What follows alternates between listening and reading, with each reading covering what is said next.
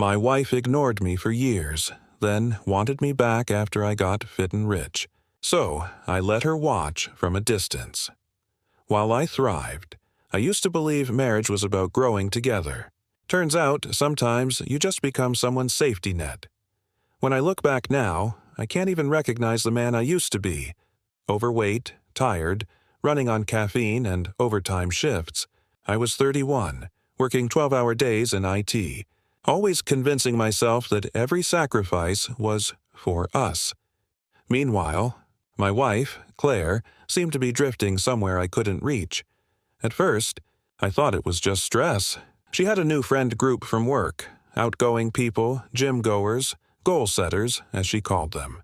She'd come home later and later, smelling like expensive perfume I couldn't name, talking about networking events I wasn't invited to. I didn't question it. I wanted to trust her. That's what love was supposed to mean, right? But trust started to feel one-sided. I'd come home with takeout and a tired smile, and she'd barely look up from her phone.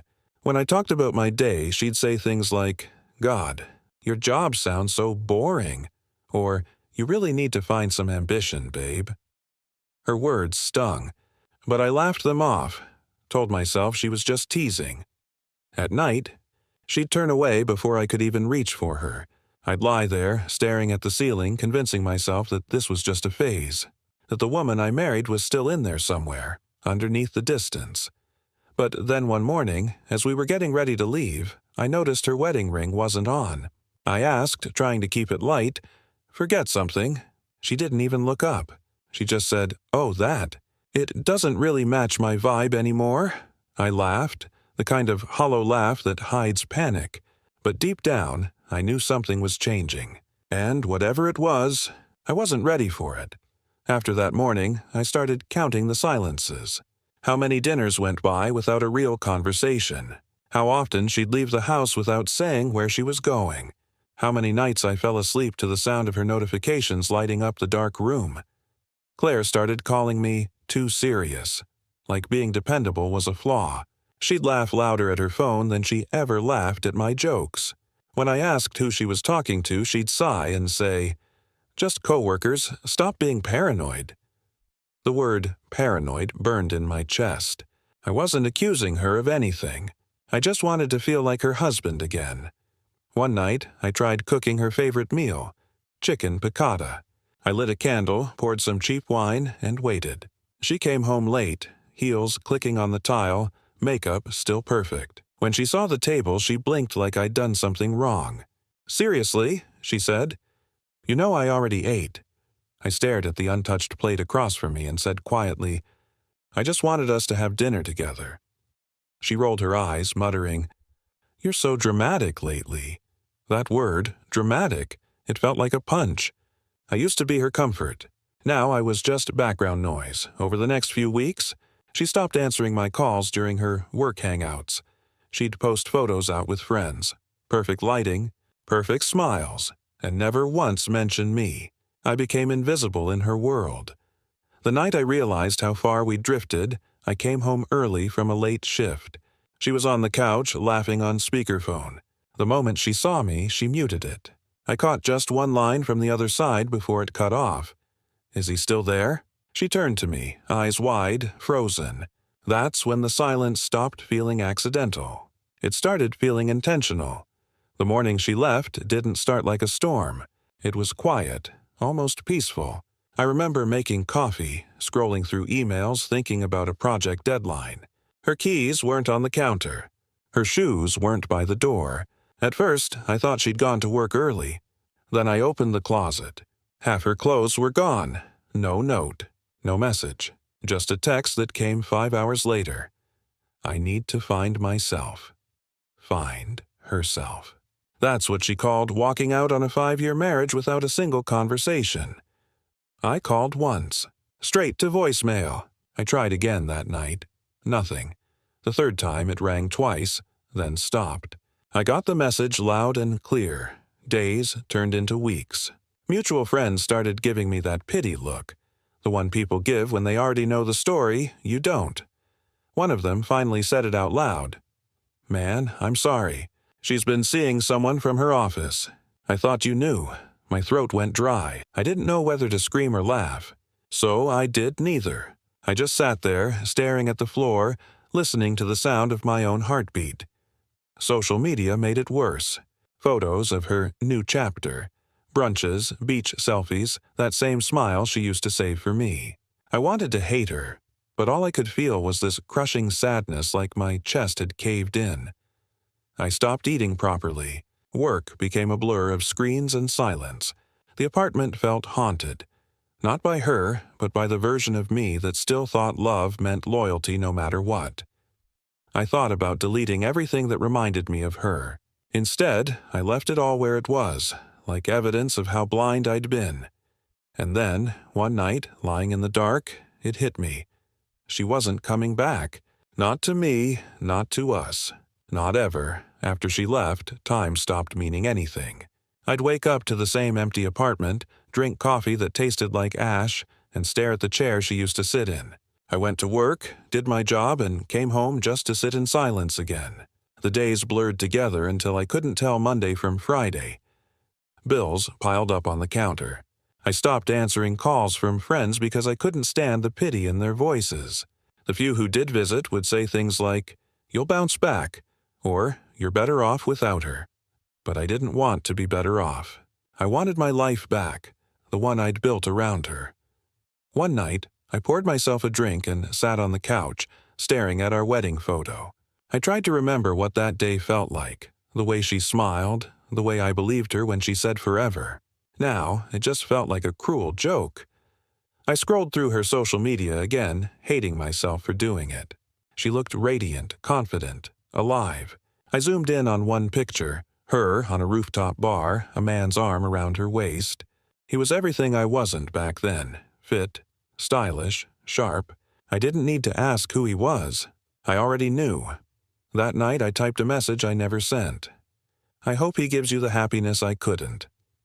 I stared at it for a long time, then deleted it. Because deep down I realized she didn't care, and that truth broke something in me. The next morning, I caught my reflection in the mirror. Unkempt beard, hollow eyes, a stranger staring back. That's when it hit me. This wasn't just heartbreak. This was rock bottom, and if I didn't climb out now, I was never going to. It started with a dare from a friend. He showed up one night with takeout and said, "Man, you've got to stop rotting in this apartment. Come to the gym with me tomorrow. Just 1 hour." I almost laughed. The last time I'd seen a gym was years ago, back when Claire said, "You'll never stick with it." But something in me was too tired to argue. Maybe I just wanted to feel pain that wasn't emotional. The first week was hell. My body ached like it was punishing me for years of neglect. I couldn't lift half the weight my friend did. I'd look in the mirror and see the same broken man, just sweatier. But every time I wanted to quit, I'd hear her voice again. "You've changed," and not in a good way. So I kept showing up. A trainer noticed me struggling one day and said quietly, "Pain is where progress starts." It stuck in my head like a lifeline. So I leaned into the pain, the soreness, the loneliness, the hunger. Every drop of sweat felt like a small revenge against the man I used to be. Slowly, I started seeing small changes. My clothes fit differently. My shoulders squared. I slept better. Food started tasting real again. For the first time in months, I didn't wake up dreading the day. But the gym wasn't just about muscles. It was about control. Every rep, every routine, every small victory reminded me I could rebuild myself, piece by piece. Still, when I got home at night, the silence lingered. The apartment was cleaner, but it still smelled like her perfume. And even though I was getting stronger, part of me still wished she'd see what I was becoming. Not to win her back, but just so she'd know what she lost. 6 months passed, and the man in the mirror wasn't a ghost anymore. My face had definition, my posture was taller, my eyes clearer. The weight wasn't just physical, it was emotional, and I'd finally started shedding it. I began waking up early, not because I had to, but because I wanted to. Mornings were mine again. I'd hit the gym before sunrise, come home drenched in sweat and feel something I hadn't in years: pride. I tracked my progress, started reading about finance, self-discipline, psychology. It wasn't about proving anything to her anymore. It was about proving it to myself. Work noticed, too. My focus improved, my projects finished early, and one day my boss pulled me aside. "You've been killing it lately," he said. "How do you feel about taking lead on the new client account?" That one moment, just being seen again, ignited something I'd forgotten existed. With the promotion came a small raise, and with it, opportunity. I started consulting part-time in the evenings, putting every spare dollar into savings. My weekends weren't wasted on heartbreak anymore. They were fueled by purpose, and just when I thought I'd buried the past for good, it came crawling back. One night, after a late workout, I sat down and unlocked my phone to find a message from an unfamiliar number. Just one line. "Hey, stranger. You look incredible. Can we talk?" My chest went cold. The profile photo confirmed what my gut already knew. Claire. I stared at the screen for what felt like hours. A year ago, I would have dropped everything to reply. Now, my first instinct wasn't excitement. It was disbelief. Because the man she'd left behind, he didn't exist anymore. And something told me that was exactly why she'd come looking. I didn't reply right away.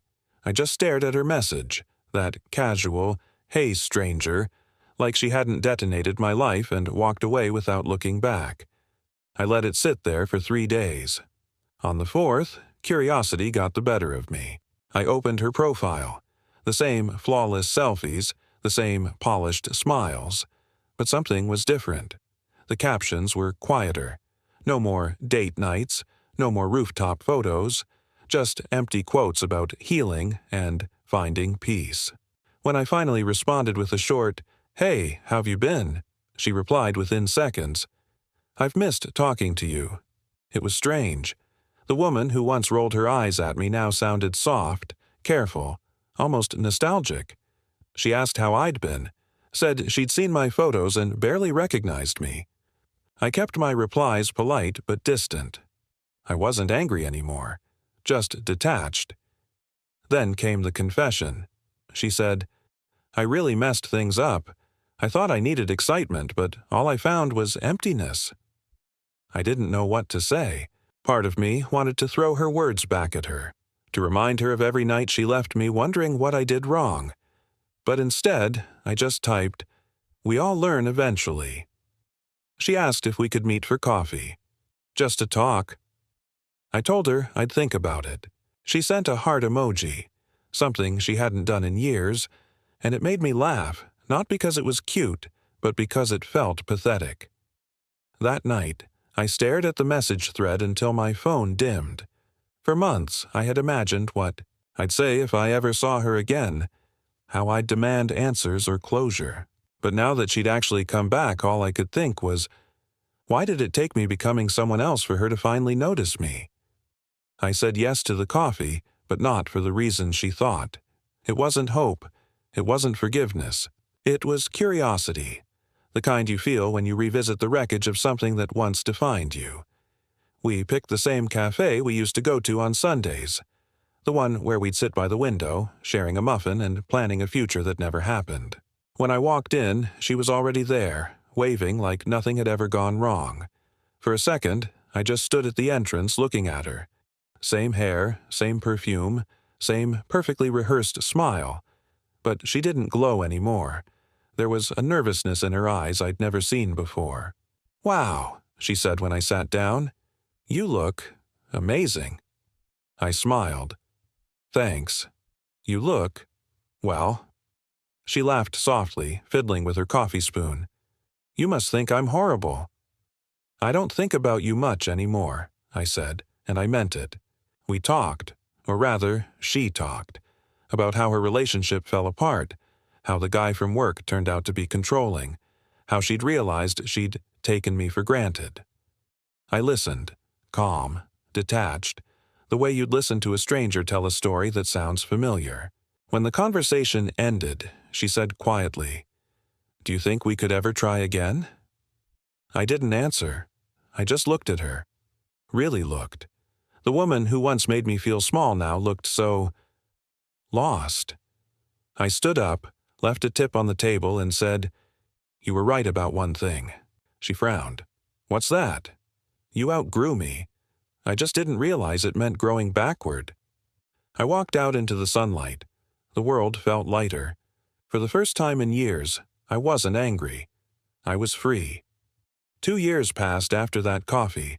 I never blocked her, never messaged again, just let silence do the talking. Sometimes I'd see her name pop up under my posts. A like here, a view there. It was subtle, but it was enough to know she was watching. And honestly, that was enough for me. By then, my life had changed in ways she couldn't imagine. I'd built my own small consulting firm, landed contracts I used to dream about, and even started traveling. Something she'd once said we'd never be able to afford. Every new milestone felt like reclaiming a piece of the life she tried to make me ashamed of. But success wasn't the best part. Peace was. I met someone. Erin. Not flashy or attention-seeking, just grounded. She listened, laughed easily, never made me feel like I had to earn her respect. She didn't need a perfect man. She just needed a real one. With her, everything felt calm. Easy. The kind of love that doesn't demand you bleed to prove it's real. Occasionally, mutual friends would mention Claire. Still single. Still posting motivational quotes about healing energy and self-growth. Maybe she was trying, or maybe she was just rewriting her mistakes into lessons. Either way, it wasn't my concern anymore. I won't lie. There was a certain satisfaction in knowing she could see me thriving, not out of spite, but closure. She once told me I'd never be enough. Now she was scrolling through a life where I'd become everything she thought I couldn't. Some nights, I'd catch myself wondering if she ever regretted it, walking away from the man I used to be, only to find he'd become someone she could never reach again. And in those moments, I realized that was the real revenge, letting her watch from a distance while I lived the life she never believed I could. It happened on a Sunday evening, the kind of quiet night where everything feels settled. Erin was out with friends, and I was catching up on emails when my phone buzzed with a message that made my stomach tighten. "Claire, I've been thinking about you. I made a huge mistake." For a moment, I just stared at it. It had been over 2 years since that awkward coffee, and now she was back again. Same pattern, same tone, same timing. I could almost predict the next line before I even opened the message. "Can we start over? I see now what I lost." I didn't reply right away. I let the words sit there, glowing on the screen like a ghost refusing to die. Part of me felt that old ache, the one that remembered what it was like to crave her validation. But it passed quickly, because I knew now she didn't miss me. She missed the version of me that still needed her. The next day, she sent another message. "No one ever loved me like you did. You were the best thing that ever happened to me." I almost laughed. It sounded rehearsed, like an apology she'd practiced in front of a mirror. I finally replied, "Sure, let's meet." Not because I wanted her back, but because I wanted her to see the distance that no apology could cross. We met at a quiet restaurant. She looked nervous, fidgeting with her phone. "You look incredible," she said, voice trembling. "You're like the man I always wanted." I smiled, calm, steady. "That man existed when you left," I said softly. "You just never looked close enough." Her face fell. For once, she had no words. And I realized that silence could sound a lot like closure. When I walked out of that restaurant, I didn't feel anger or triumph. I just felt still, like the noise that had lived inside me for years had finally gone quiet. Claire called my name once as I reached the door, but I didn't turn around. That moment wasn't about winning, it was about ending. I didn't block her this time either. I didn't delete her number or hide my life. I just stopped caring. She could see everything if she wanted. Every trip, every project, every laugh I shared with Erin. She could scroll through the version of me that no longer needed her approval, and that was enough of a boundary. A few months later, a mutual friend mentioned her in passing. "She still asks about you sometimes," he said. "Wants to know if you're happy." I just smiled. Tell her I am. Because I was. My life had turned into something calm and meaningful. Erin and I were building something real, a home filled with small moments that mattered. Morning coffee, inside jokes, quiet walks, the kind of love that doesn't burn you to keep you warm. But every now and then, I'd notice Claire's name under my Instagram stories, the tiny gray circle that never missed a post. I didn't mind. If she wanted to watch, let her. Let her see the man she overlooked. Let her feel the weight of what she traded for an illusion. The truth is, the best revenge isn't rage. It's peace. It's moving so far beyond the pain that it can't touch you anymore. So I let her watch. From a distance. Because sometimes the greatest punishment is showing someone they no longer have the power to hurt you. It's strange how healing doesn't come with a grand moment. There's no applause, no cinematic ending, just quiet mornings where the air feels lighter than it used to. That's what my life is now. Peaceful, unremarkable in the best way. I still hit the gym at dawn, not out of anger, but habit. I still work hard, but not to prove anything. And when I look in the mirror, I finally see someone I respect, not someone begging to be loved. Sometimes I catch myself thinking about the man I used to be, the one who believed love meant sacrifice without boundaries, the one who mistook endurance for devotion. I pity him, but I also thank him, because without his pain, I wouldn't have found my strength. Claire's name doesn't sting anymore. She's just a part of the story, a chapter that taught me how easily love can turn into a mirror, showing you what you refuse to see about yourself. She thought I wasn't enough. Maybe back then she was right, but I've learned that becoming enough was never about proving it to her. It was about realizing I already was. Erin tells me sometimes, "You seem like you've lived 2 lives." And maybe I have. One where I chased someone who couldn't see me, and another where I finally learned to see myself.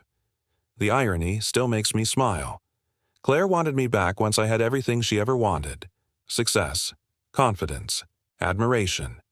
But by the time she reached for me, I'd already found something she never gave me. Peace. Because the truth is, happiness isn't about who chooses you. It's about who you choose to become after they don't. And I chose myself.